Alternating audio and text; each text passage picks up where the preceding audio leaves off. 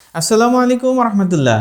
আমি জাহিদুল ইসলাম, talent share একাডেমির পক্ষ থেকে আপনাদেরকে অভিনন্দন। আজকে আমরা দেখব যে টালিতে কিভাবে গ্রুপ ক্রিয়েট করতে হয়। সব ক্ষেত্রেই কিন্তু টালিতে গ্রুপ এবং লেজার এই দুটি জিনিসের একটা বিশাল বিষয় রয়েছে, যেটা আমাদেরকে বোঝা দরকার।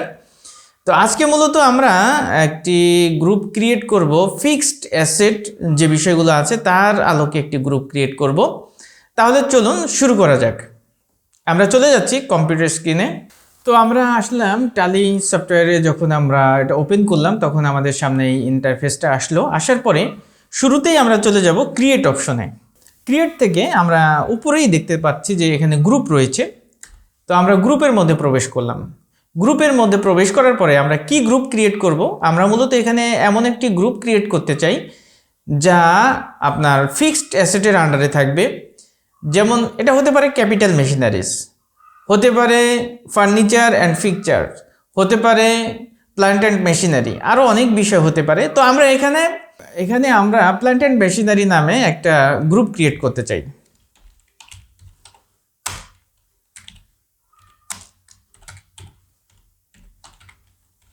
প্ল্যান্ট অ্যান্ড মেশিনারি নামে যখন আমরা গ্রুপ ক্রিয়েট করলাম, গ্রুপের যদি আমরা কোনো কোড ব্যবহার করি বা প্রতিষ্ঠান তার নিজস্ব কোনো প্যাটার্ন থাকে কোডের, সেই কোডটা আমরা এখানে দিয়ে দিতে পারি। অথবা আমরা এখানে যে কোনো একটি কোড ইউজ করলাম, যে কোনো কোড। তো কোডটা মূলত হচ্ছে কোম্পানির একটা নিজস্ব পলিসি থাকে যে আমরা এইভাবে কোডটি মেনটেন করতে চাই। তো যাই হোক, আমরা এখানে দিলাম যে কিভাবে কোড দিতে হয়, এরপরে ইন্টার দিব।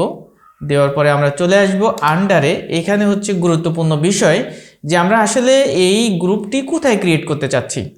তো এখানে আমরা মূলত যেহেতু ফিক্সড অ্যাসেটের আন্ডারে দিতে যাচ্ছি, আমরা কিন্তু এইটার আন্ডারে ফিক্সড অ্যাসেট পেয়ে যাব। এই যে ফিক্সড অ্যাসেট, ফিক্সড অ্যাসেট পাওয়ার পরে আমরা যখন ইন্টার দিব তখন এটা চলে আসলো।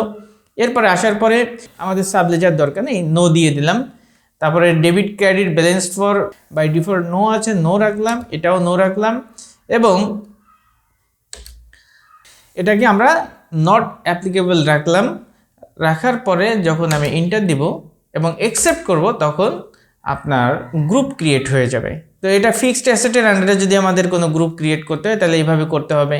তো আপনাদেরকে আরেকটা জিনিস আমি এখানে একটু দেখাতে চাই, সেটা হচ্ছে যে ফিক্সড অ্যাসেটের এই যে প্ল্যান্ট অ্যান্ড মেশিনারি, এখন দেখা যাচ্ছে যে সে আজকে একটা মেশিন কিনেছে।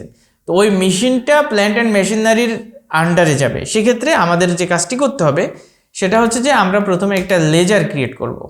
লেজারটা আমরা এখানে দিলাম যে এটা হচ্ছে আপনার একটি হাইড্রোলিক মেশিন।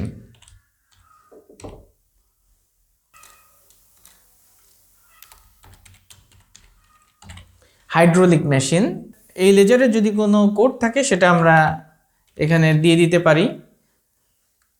এরপরে আমাদেরকে যেতে হবে আন্ডারে যাওয়ার পরে আমরা যে গ্রুপটি ক্রিয়েট করেছিলাম ফিক্সড অ্যাসেটের আন্ডারে, সেই গ্রুপ কিন্তু আমরা এখানে দেখিয়ে দিব। সেটা আমরা নাম দিয়েছিলাম কি, প্ল্যান্ট অ্যান্ড মেশিনারি। দেখেন যেটা আমরা একটু আগে ক্রিয়েট করেছি সেটা কিন্তু এখানে অলরেডি চলে আসছে। তো এখন যদি আমি এটা এন্টার দিই তাহলে অটোমেটিক্যালি কিন্তু এটা প্ল্যান্ট অ্যান্ড মেশিনারির আন্ডারে এই হাইড্রোলিক মেশিনটা চলে আসলো। টালিতে সব ধরনের ট্রানজ্যাকশন কিন্তু আপনার লেজার বেস হয়, অর্থাৎ লেজারকে কেন্দ্র করেই সমস্ত এন্ট্রি, যত ভাউচার আছে সব ধরনের ভাউচার এন্ট্রি হয়ে থাকে।